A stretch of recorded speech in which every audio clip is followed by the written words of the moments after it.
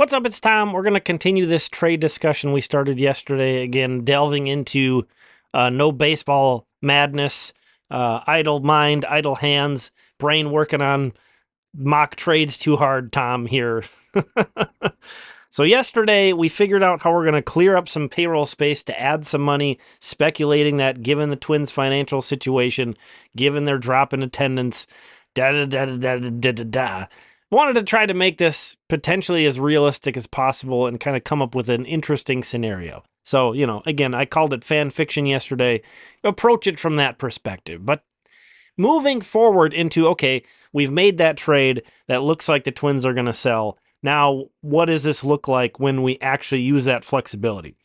There's two paths that we're going to go down. You can see the first one here is going to involve Justin Steele of the Cubs.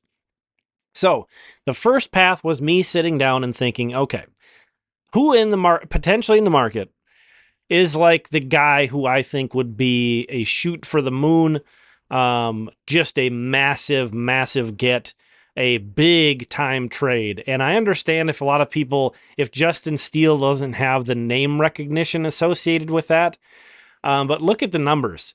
3.18 ERA in 2022, 3.06 last year, a 2.71 ERA this season.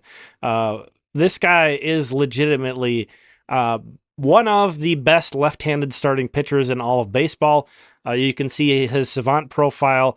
The one thing that really is going to stick out, though, is he does not have remarkable fastball velocity. He's like sits like 20 or sit 20, sits 92 with his fastball. But he gets really interesting late life and movement on that. So it's almost, you can kind of think of it in a way like we think of Joe Ryan's fastball in that it plays up. And Joe has added a couple miles per hour this season, but his fastball has always played up and looked better than, and hitters have had more trouble with it than that number. And it's very clear that Justin Steele has the same kind of thing going on in that regard. They do it two different ways, so it's not a perfect comp there, but this guy's tremendous. So this is showing over the last 3 years, all of the left-handed starters across baseball, ranked by Fangraphs WAR. And as you can see, Justin Steele is third behind only Framber Valdez and Tarik Skubal, who I don't think is going to get traded. So, if you want to say that was your dream guy, I totally get it.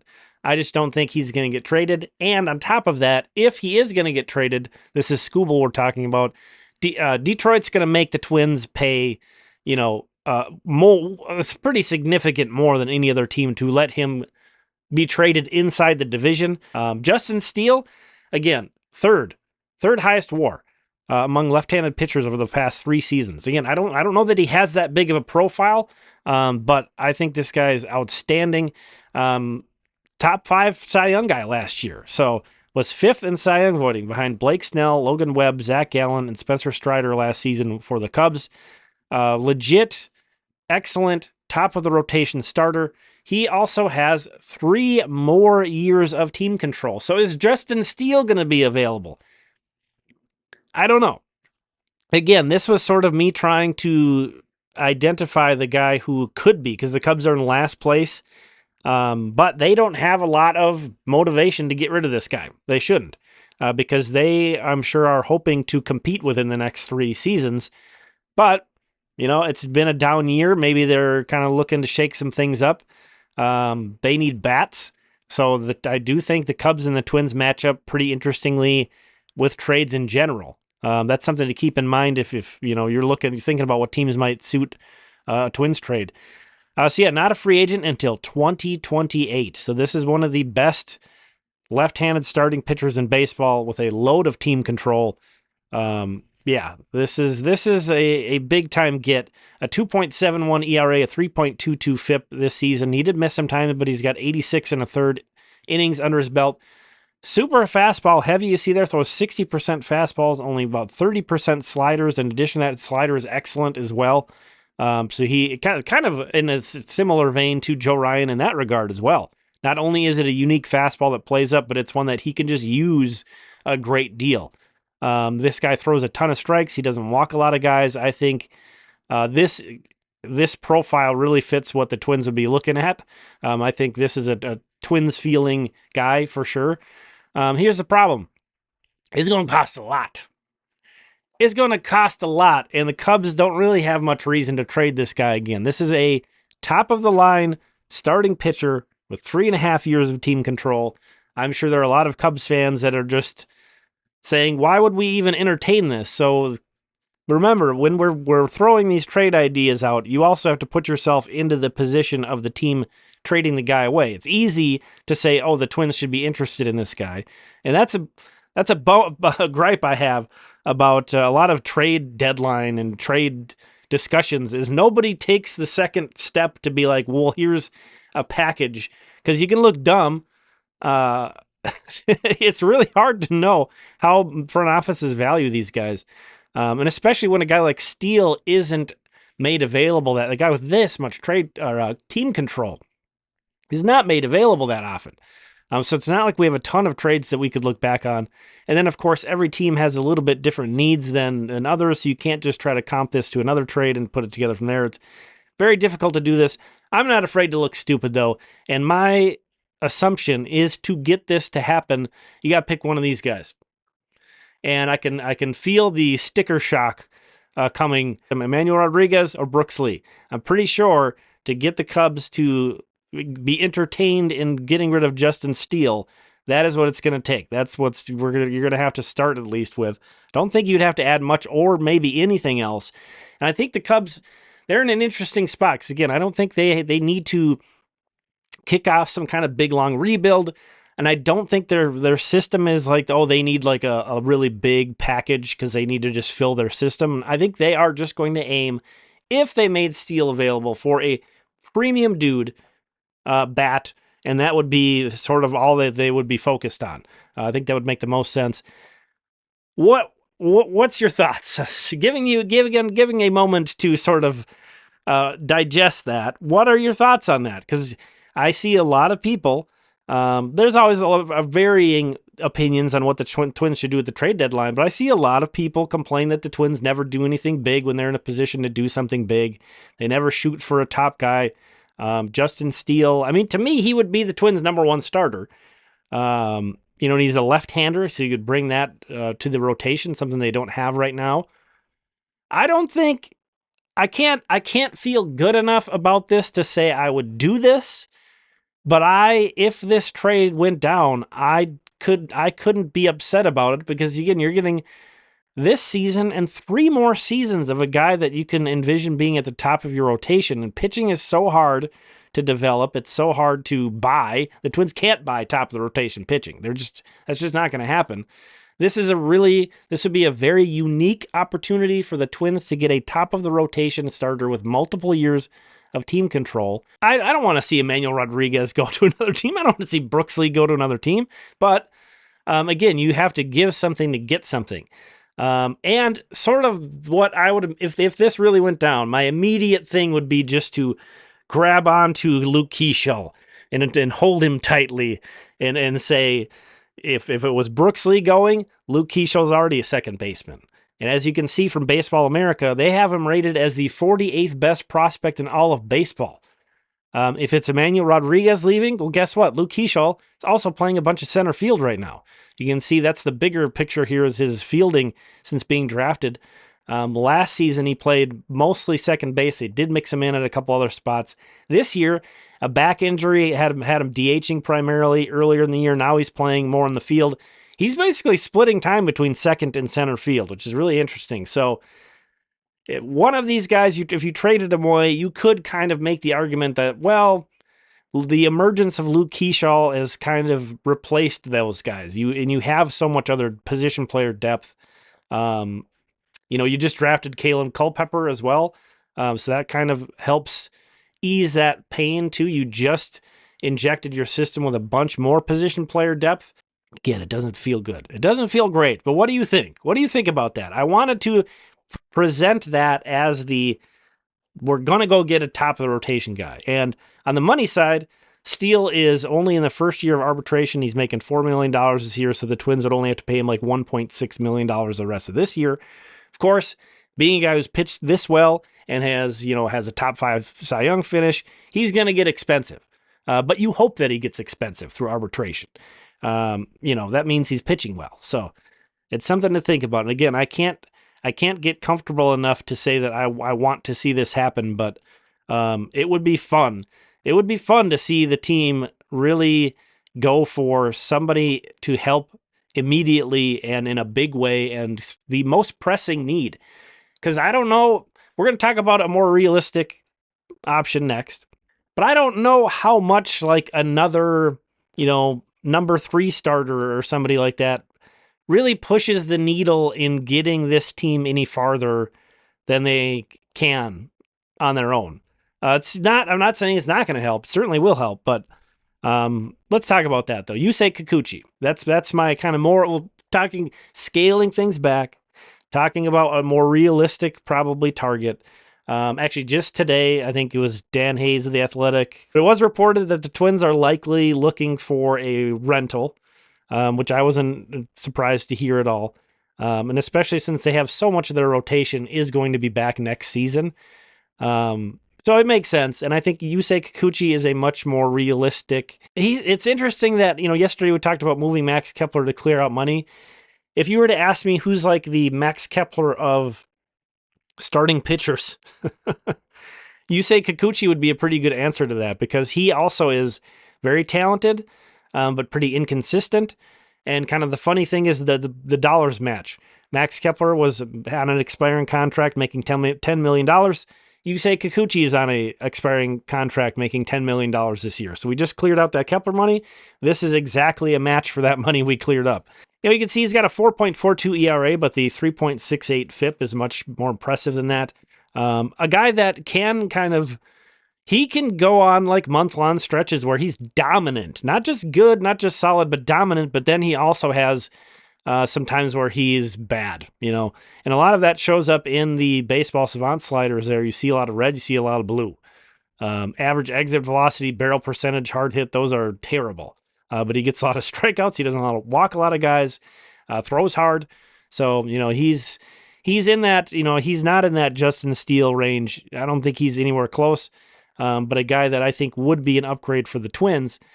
And again, making $10 million this year. So a perfect match for that money that we just cleared up in that last video of moving Max Kepler's money. Here's sort of, you don't acquire a guy for this reason, but here's something that kind of nudges me a little bit more toward Yusei Kikuchi, and it's probably silly. But I can't help but call out that this guy, the Yankee Stadium, the New York Yankees are the team that I think he's faced the most, and the Yankee Stadium is the opposing stadium he's pitched in the most, and he's been really good against the Yankees. He has a 3.38 ERA, a 1.197 WHIP, 9 strikeouts per 9 against the Yankees over his career. Somehow he has a 10 ERA against the Angels in 11 games. How is that a thing? But at Yankee Stadium, again, this is listed out by the most innings he's thrown in any stadium, and of course he's a current Blue Jay. He's a former Mariner, so that's why those two are first and second. Third is Yankee Stadium. He has a 1.63 ERA at Yankee Stadium, a 1.086 WHIP, and 38 and 2/3 innings. Now, does that really guarantee you anything? No. Is it kind of a nice tiebreaker between him and some other guys you might be looking at? I kind of feel like it is. We don't know who the Twins are going to match up. Maybe they completely don't end up seeing the Yankees at all. But, if the Yankees live rent-free in your head like they live rent-free in my head, this certainly jumped off the page to me. Yeah, and also, you see at the bottom there really good numbers at Cleveland, too. So he's interesting on multiple levels. Here's the problem. Again, I like Yusei. I think when he went to Toronto, I was hoping that the Twins would try to sign him. But he might be the best rental starting pitching. There are not many sellers and a lot of buyers. There is going to be much less supply than there is demand. So whatever your mental, feel for a value for a trade that you would think would get you 2 months or whatever, Yusei Kikuchi, I think you have to push further outside of your comfort zone than that. Again, give me some grace here. I'm going to put names out there on this one too. If they end up being super stupid, I'm sorry. Hardly anybody else does this. So I want to put names out there. You let me know if this is realistic and this is something that you would do. But I did look into, and I looked into the Cubs too, try to figure out what they would need to make that realistic and think from their perspective, bounce some ideas around some folks I know who are Cubs fans, did kind of the same stuff with Toronto. It seems like they are not going to be rebuilding. The Blue Jays are not rebuilding. They're trying to reload because they already have a lot of guys heavily invested in for 2025. They're not really interested in trading away your Vlad Guerreros or your Bo Bichette's at this point. So I think they're more looking to reload for next year and give it another go. So that's something to keep in mind. They're not going to be very interested in like prospects in A-ball. That's just not going to move the needle for them. So they are looking for maybe even MLB pieces, control, super long team control, but MLB pieces, AAA pieces, guys who they can expect to be major contributors on their 2025 team potentially. This is the basis of that package that I came up with. They're not rebuilding, so we're going to throw them Cole Sands and Junior Severino and see what else they need from there. Would that be enough? Cole Sands is awesome right now. Cole Sands has been amazing. Our team is going to value him as he's pitched. I'm not sure. I'm not sure if the lack of a track record beyond this first half of this year is going to drag him down, but he's not a free agent forever. And then Junior Severino is, again, he's in AAA. So we have a guy in the majors pitching extremely well. We have a guy in AAA who led minor leagues in home runs last year, has been on fire of late. This year started off very slow for the Saints, but has really caught on. So you get a power bat and a reliever. Those were two things that I heard Blue Jays fans talk about that this current Toronto team is really lacking, is bullpen and some power bats. I think an outfielder probably seems more like what they're looking for, but could we add Deshaun Kersey Jr. into this trade and kind of nudge that over the edge that way? Or even, there's other guys. I mean, the Twins have a lot of outfield that you could dangle out there to add to this package as well. And, Kersey is a guy they could put into the majors this year. Severino's a guy they could put in the majors this year. So you get those guys acclimated to the big leagues this year, get them ready to go for next year. I don't know. Is this realistic? Kikuchi is only a rental. But again, the thing that I have a really hard time trying to figure out is, one, how much that lack of supply is going to cause teams to try to really push for him.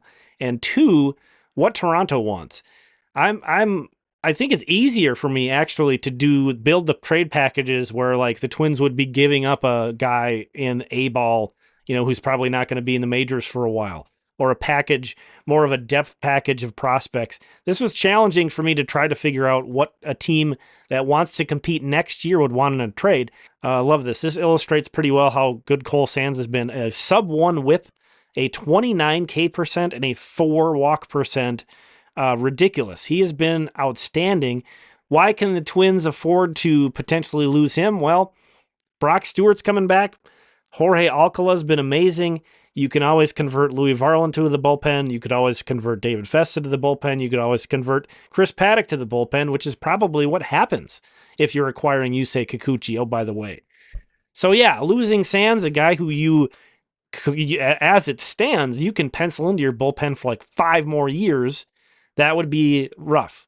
You're taking someone off of your major league roster who's really been a great contributor, but this is kind of like the Max Kepler thing too. You do have a lot of other guys you could replace his role with, including someone who's just coming back from injury in Brock Stewart. So this isn't to say I think the Twins should like sell high on Cole Sands. I think this is actually a huge compliment to him, that I think he's a very marketable player right now. And I always like to bring these sliders up just to show that like a lot of the under the hood stuff backs up a lot of what Cole Sands has done this year. And yeah, the big thing is he's not a free agent until 2029. 2029. He's not a free agent until Cole Sands. Ridiculous. And then Junior Severino, certain teams are going to be a little less interested in a guy who has a bat-only profile, who's been a little inconsistent, but again, led the minor leagues with home runs last year. Has a 1052 OPS over his most recent 42 games, so he's absolutely on fire for the Saints in AAA. Yes, the BABIP is insane at 423. So, I'm not trying to suggest that this is necessarily sustainable, but something that makes his success appear possibly more sustainable. That's a new wrinkle that we've not really seen from Junior Severino before is over that sample, he only has 42 strikeouts and 30 walks. So a really even distribution of strikeouts to walks, which is not usually the case with this guy. So he does appear to be maybe putting some things together there that we haven't really seen from him before. If it's not Severino, there's some other guys kind of in his same kind of range that you could throw in there. And again, if Sands and Severino isn't enough, you could supplement with a Kersey Jr. as well or someone like that to give Toronto another guy performing well in AAA, a guy who can play center field. Those guys don't grow on trees. You know, Deshaun Kersey Jr., he missed some time, and since he's come back, he's been a little bit slow. Hasn't been hitting great, but in most other orgs, he would have been in the majors by now. He would have gotten a chance. Just hasn't happened. Big reason why is he's another left-handed hitting outfielder. So that's worked. The Twins just have so many of those already. That's really worked against him. But we got minor league games back tomorrow. The Twins aren't back until Saturday, but we got minor league games back tomorrow. So you don't got to deal with me, coming up with these crazy ideas and talking your ear off with all these wild theories about what I think might happen. But let me know what you think about Justin Steele, that trade idea. The Kikuchi one is, I think, again, a way more realistic. And I would expect that the Twins are looking at Kikuchi. They're scouting him. I would expect maybe even they've had discussions with Toronto already about trying to nail down his value. It just is impossible to try to gauge the demand. And if it does end up being one of the best rental guys on the market, the competition is going to drive his price up, and maybe the Twins are pretty well equipped to work with Toronto too. I mentioned that with Chicago, guys like Edouard Julien and Matt Wallner. If you didn't trade Kepler, of course, since we traded Kepler, we want to keep Wallner, but those names, certainly you would think a team like Toronto that again is trying to compete next year, they might be interested in. I don't think those guys have a ton of trade value though, to be completely honest. But again, we're talking about a guy on an expiring contract. It's only a couple months of Kikuchi, so it's not like you really have to go up nuts like getting a steal for 3+ seasons. So yeah, I hope this was interesting at least, and maybe just killed some time and helped you think about baseball on a night that we don't have any baseball to talk about. And got your gears turning for the trade deadline and kind of thinking about how all these teams might value guys and the directions they might go, and some of the kind of second layer things that have to be considered when trying to build these packages and making all the puzzle pieces fit. Thanks for checking this one out. We'll leave it at that. I appreciate you. Minor league highlights tomorrow. I promise. No more babbling tomorrow.